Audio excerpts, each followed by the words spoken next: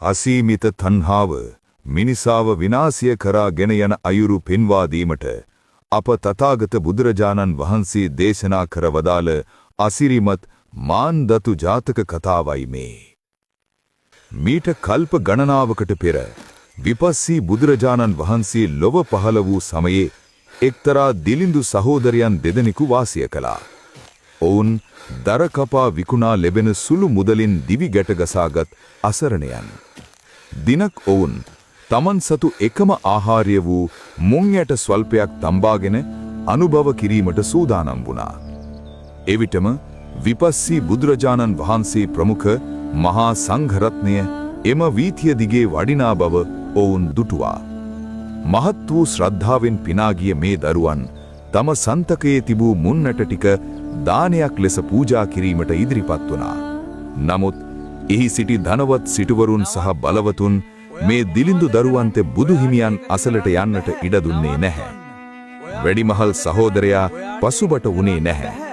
ඔහු තමන් සතු මුන්නට මේවා බුද්ධ පාත්‍රයටම වැටේවා යන දැඩි අදිෂ්ඨානයෙන් අහසට විසි කළා. මුළු මහත් නගරයම මවිතයට පත් කරමින් මේ සෑම මුන්නටයක්ම අහසින් ගොස් බුදුහිමියන්ගේ සහ පේලියට වැඩම කළ මහා සංඝරත්නය සතු පාත්‍ර තුලටම එක බැගින් වැටුණා.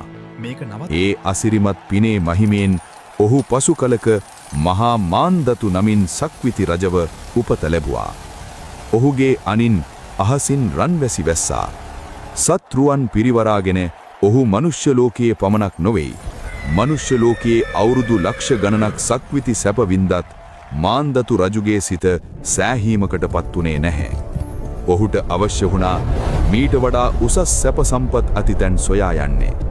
ඔහු තමන්ගේ සත්රුවනත් සමග අහසට පැන නැගී චාතුර් මහාරාජික දිව්‍ය ලෝකයට ගියා.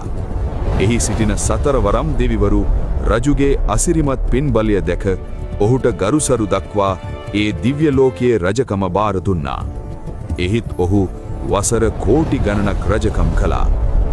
චාතුර් මහාරාජිකයේ සැපයත් මදියයි හැඟුණු රජු ඊළඟට තව්තිසා දිව්‍ය ලෝකයට ගියා. එහි පාලකයා වූ සක් දෙවිදුන් එහෙම නැත්නම් ශක්‍රයා මාන්දතු රජු පිරිගෙන තමන්ගේ දිව්‍ය ආසනයෙන් අඩක් ඔහුට ලබා දුන්නා. එතැන් පටන් මාන්දතු රජු සක් දෙවිදුන් සමග අසුන බෙදාගෙන තව්තිසා දෙව්ලොව පාලනය කළා. මොනතරම් දීර්ඝ කාලයක්ද කියනවනම් මාන්දතු රජු එහි සිටින කාලය තුල සක් දෙවිවරු 36 දෙනෙකුම ආයුෂ ගෙවී මිය ගියා. නමුත් කාලයත් සමග ඔහුට මෙහෙම හිතුණා. මට මොකටද මේ අඩක්? මම මේ සක් දෙවිදුන්වත් මරා දාලා මොළු තව්තිසාවෙම නජකම තනියම ගන්න ඕනේ. මෙම නපුරු මරණ සිතුවිල්ල ඇති වූ සැනින් රජුගේ මහා පින්බලය එකවරම අතුරුදහන් වුණා. ඔහුට තවදුරටත් දිව්‍ය ලෝකයේ රැඳී සිටීමට තිබූ සුදුසුකම අහිමි වුණා. ඒ මොහොතේම ඔහු දිව්‍ය සිරුරෙන් මිදී ඊටමත් මහලු මිනිසෙකු වී අහසින් මනුෂ්‍ය ලෝකයේ රජ උයනට ඇද වැටුණා. රජ උයනේ වැටි මරණාසන්නව සිටි රජු දකින්නට රටවැසියන් රැස් වුණා. එහිදී ඔහු තම ජීවිතයේ අවසාන පණිවිඩය ලෝකයට දුන්නා. මම සක්විති රජ සැප වින්දා. අහසින් රන්වැසි වැස්සුවා. දෙව්ලොව අඩක් පාලනය කළා. ඒත් මගේ තණ්හාව නම් සෑහීමකට පත්තුනේ නැහැ. මිනිසුගේ ආශාවන් කියන්නේ නිම කල නොහැකි සාගරයක් වගෙයි. එදා මල්ලි වී සිටියේ ආනන්ද තෙරුණුන්ය. අයියා වී සිටියේ තථාගත බුදුරජාණන් වහන්සේ වන මමමය කියා දේශනා කරවදාලා.